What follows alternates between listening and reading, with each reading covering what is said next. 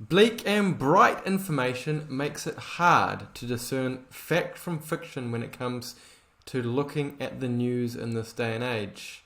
Today, David, we're going to take a look at the facts and the future of business consulting, and we're going to add our opinions. Welcome to Everything Business Consulting. Whether you are or you want to become a successful and high-earning business consultant, coach, or advisor, this show is dedicated to help you. Here are our hosts, David Thexton and Julius Bloom. So we've got our crystal balls out to look at the future of business consulting on our 70th episode here. David, you've been in business consulting for almost 20 years now. What was it like when you started and how has it changed? Well, prior to those 20 years, business consulting was what is affectionately called hunt and kill in America. And what that means is that you go out, you hunt a business, you find a problem, and you kill it. Not literally, but you sign them up. That's what it actually means. And what I noticed from about 20 years ago coming forwards was that coaching became very big, and there's a number of big coaching franchises and operations out there. But coaching kind of, from what I observed over the last 20 years, it's got a lot of drawbacks. It doesn't work very well. Coaches tend to work with the business owner. They find out what their goals are, the business owner's goals, and then they come up with a coaching type program to encourage them to work towards those goals. Now the problem is, and what I've seen over the years, is that those goals are not always the right goals for the business owner. That they're his goals, but you don't need to do that. We don't do that. We help to create new goals. So what's changed is that the coaching's come out and been out in the marketplace, but their turnover is horrendous. And I'm talking maybe 3 to 6 months tops. Whereas the correct sort of consulting that I've seen come around in the last 10 or so years, 12 years, is consulting like the way that we do it, which is long-term, long-lasting, and it gets very, very good results. Now, it has changed very, very dramatically, and over the last couple of years, there's been those interruptions with the pandemic. But even between 2016 and 2021, there has been a 1.2% per year on average increase in business coaching, and that's been worth about $11.6 billion globally. To me, David, that sounds like it's worth a lot of money, but it's kind of stagnant, that coaching, and maybe that's something to do with the value not really being there like you were talking about.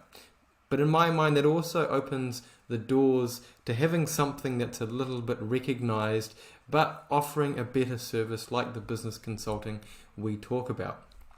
I want to look at some facts about where we are now and the current size of the management consulting industry. Now that's a little bit more corporate than what we do, but some of the statistics of the type of consulting we do get bundled up into that. So if you look at the management consulting industry in the USA alone, it was worth $241 billion in the financial year of 2021. So you add to that the $11.6 billion of coaching, and you've got $250 billion of market combined. That's a pretty large pool. It did take a little bit of a hit from COVID, where it dipped last year by about 4 million, which isn't really that much. At its absolute most in the financial year of 2019, the whole market was worth $256 billion. So it's a pretty large behemoth of an industry, really, when you look at it. So it wouldn't take a lot to get a decent chunk of that pie and make everyone in your family very happy. With the recovery hopefully coming from COVID, there is a prediction that the entire industry is going to grow by about 2.3% this year. IBIS, who have provided these statistics for us, have cited that this growth will be due to some government spending to increase the turnover in the sector, both directly and indirectly as a flow on from other spending on projects. Whilst most of those statistics are based on that consulting at the management level, business coaching, as we mentioned, was worth 11.6 billion and has generally outpaced the growth of management consulting. If we look at the UK, their Management Consultancies Association reports that for the first time ever, this is in the UK, the revenue passed the £11 billion mark. And there are forecasts and predictions there that it's going to drive to another 2.5% growth there as well, based on the previous year. So all around the world, David, it looks like both the consulting and the coaching industries are going to grow. They're very big and they've got future growth there as well. So our recommended clients, David, for most of the people in our network are small to medium businesses. Can you give us a bit of an insight on where their thinking is right now, given the current situation? Yes, well, the challenge is that they still don't know what a business consultant does or how they can help. They know all about lawyers, bank managers, accountants, business brokers and other specialists like that, but they don't really know what a business consultant does. They think they know, but they don't. So we have to introduce them to how we handle business consultancy, which is a little different. So an SME business, and that's a small to medium enterprise, it isn't aware of the value that business consulting can provide. They still think that they have all the answers. They might be a butcher, a baker, a candlestick maker, but they don't know how to run a business. They're a specialist or they're a technician, as the author in the E-Myth describes it. He says that they're basically a technician. They know what they know. They're very good at what they know, but they don't know how to run a business. They simply don't understand it. So this provides an immense opportunity for business consultants to get into that SME market. There's literally millions and millions of these types of companies around the world, and in your local area there's probably, within a 15-minute drive there's probably 1,000 or something like that. So they're everywhere. Now, we know that the more business owners find out about business consulting, then the more the industry would grow. So just think about the specialization of what we provide. If you had let's say you had a sickness, you had a heart problem, and you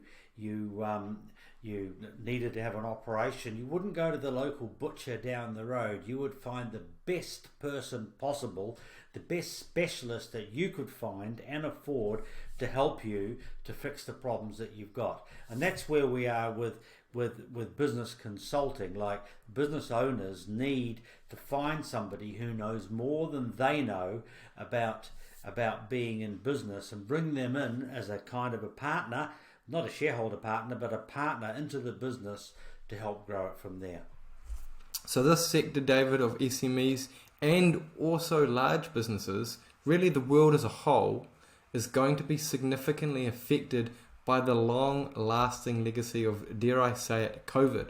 Now, businesses generally are doing one of two things right now. They're struggling or they're booming. What is going to be going on and going through their minds if they're struggling, David? Struggling businesses have immense stress for the business owners and their family, and especially their partners. Stress like we've never seen before, because nobody knows what's around the corner. They've sunk all their investments into various businesses, and along comes the COVID and smashes their business to pieces, and nobody knows what's around the corner, which also leads on to financial issues with their customers who can't pay them because of the pandemic. So that gives them even more stress. And then you get a situation flooding down into the staff or the employees who have low morale, and they all think that they're going to come to work tomorrow and there's going to be a big padlock sitting on the gate because the business is shut down. and that causes stress as well. Some of these employees have been with the companies for, years and years.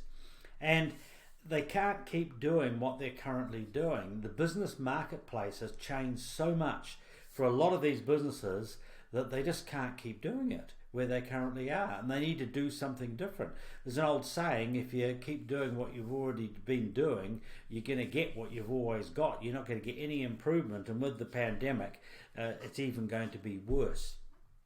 After the pandemic, we've had reports of other businesses that the exact opposite thing is happening. They're absolutely booming. Demand is massively up. They're in these industries that are really highly sought after, or they've been an existing business and they've pivoted into a new service or product that is more popular and able to be sold and just complements the current situation very well. What's going to be going through the business owners' heads in this situation? Well, they're going to be overwhelmed because they are doing more business than they've ever done before, and of course it's going to cause growing pains, isn't it? Because they need to produce more, whether by service or whether by production, more widgets, for example. And all previous plans and strategies that they may have had are thrown out the door because it's a whole new world and they have to do things differently. And this also brings in other issues where they're unsure of how to manage the finances and the additional cash flow. And you've got to be very careful with that because sometimes if you have a booming business, the requirement for capital within the business needs to be watched very closely. Otherwise, it's called over trading. You've got to be careful that doesn't happen. And of course, we're hearing every day that there's a lack of supply of labour in order to keep up with these growing pains and all this increased demand for these products and services. What I've also heard of, David, is these businesses that have had huge demand that's rocketed up and they've gone and done all these things to be able to fulfill that demand, and then everyone's bought all of the products they want of this particular thing, and all of a sudden they've got a business that has no demand in it anymore. So that also needs to be very strongly considered. But both of these situations, whether they're booming or struggling, gives you the need and the opportunity to provide these owners with help in the form of business consulting. Ever since I've been involved with consulting, Julius, I have just, no matter where I went, I have found people that desperately needed a business consultant to help them out. And I wasn't even looking. I go to a restaurant, say to a guy, how's your business going? And he'd spend 15 minutes telling me all the issues that he had and so on. So I can only think that going forward from here, whether it's a struggling business or a growing business, that they're going to need the kind of help that business consultants provide. What I think you can also agree with, David, is that it's the emotion of the business owner tied to whatever's happening in the business that really triggers their desire and their ability to see that they need a business consultant. And with whatever's going on at the moment in the current situation, those emotions are heightened, and the cycle that they go through of feeling good or bad is being accelerated. Exactly. Yeah, that's exactly what's going on, because it's the emotional side of owning a business that drives them to want to have somebody come in and help them out as a consultant, or as we call ourselves, business success partners. Now, the next thing I want to look at in terms of how business consulting is changing is technology. Now, we can't get away from this. It is all around us, and it is speeding up faster than any time in history. The outlook for business consulting in terms of technology is outstanding, primarily for the small guys, the people that serve the small to medium business owners. That's the $0 to $100 million revenue segment, because we're able to equip ourselves with the tools and the technologies that previously only the giants would have had access to. That's right. That's exactly right. And this reminds me of the invention of the spreadsheet for accountants. Like, I can go back way back before we never had spreadsheets. And then one day, my father-in-law basically showed me this thing called VisiCalc. And it just blew my mind. Like, what would take me hours and hours and hours of manual work and a calculator to put together could be done in 10% of the time using spreadsheets. And the VisiCalc one was the very first one that came along, and then I went to Lotus 123, and then I went to Excel where I am now. But it's gone way beyond that, hasn't it, Julius? It absolutely has. And what happened, David, to accountants once the spreadsheet came out? I know they thought it was going to be the end of them, but what actually happened? Well, they were able to handle more clients, and they were able to do more in-depth work with those clients, and they were able to get more information to the clients, and as a consequence of all of that, they'd make more money. And what happened to the number of accountants and the size of the accountancy industry? Well, it grew. It grew and grew and grew. And that is the potential for business consulting. We could see that exact same thing happening here. And the type of technology that I am talking about, it's the technology that can aid you to be able to connect with your clients more easily, acquire more clients. What I'm thinking of here is email. You can set up WhatsApp groups with your client businesses, you chat groups of any kind, Microsoft Teams, Google Chats, all of that kind of stuff that gives you the ability to interact with your clients, make them feel like you're there with them all of the time, every day, all day, but you're not. You're omnipresent amongst your entire portfolio of clients, but they feel like they're your only client. The other technologies that are out there are ones that you can help to manage and track the process of your clients and the progress that they're going through. Think Slack, Monday.com, Trello, these kind of technologies that allow you to, again, communicate, but also see what people are working on and manage that. There's also other software for more complex projects like Microsoft Project, Hive, and Teamwork. And finally, you can make use of AI to analyze businesses, which in the past has been something that no small business consultant has had access to. Think Fathom, Reach Reporting, and I know there's a whole lot of other tools that you can plug into accounting packages to be able to analyze the data and really support you as a business consultant. Now, these aren't going to replace you. They're going to enhance the services you can offer and give you the ability, perhaps even, to provide more value to more clients, which can only be a good thing. Now, you no longer need to be a big player to have access to these sorts of tools. You can help businesses more effectively and more efficiently. So I see this as being a really powerful game changer in the industry. Yes, Julius. It's really incredible because, as we talked about before, some of these software programs and some of these services were only really able to be supplied by the big players like McKinsey and Boston and so on. And now a one-man, one-person operation using the system that we use for consulting and some of those powerful tools is able to offer the same kind of service to a $2, $3, $4, $5 million business that he could never afford because he can't afford to work with the McKinsey or the big consulting people. So, yes, I 100% agree, Julius. The way that we do business is also changing, both in the face and the aftermath of the pandemic, but also because of technology as well. Now, it's more accepted that you don't have to be face to face anymore. You can do this remotely as a business consultant. You've got employees that are working remotely all around the world, contractors, and obviously as consultants, you can do exactly the same thing. And again, that gives a pretty bright outlook for our profession.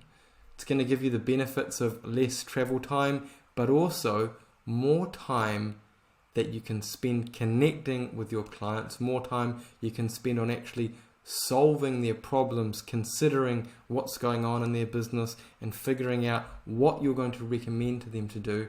And also you can reach larger numbers of your clients with absolute ease. Never before have you been able to sit in your office and with a $15 a month subscription talk to an almost unlimited amount of people all day, every day. You can even do it for free using things like Google Hangouts and Microsoft Teams. So the possibilities really are limitless.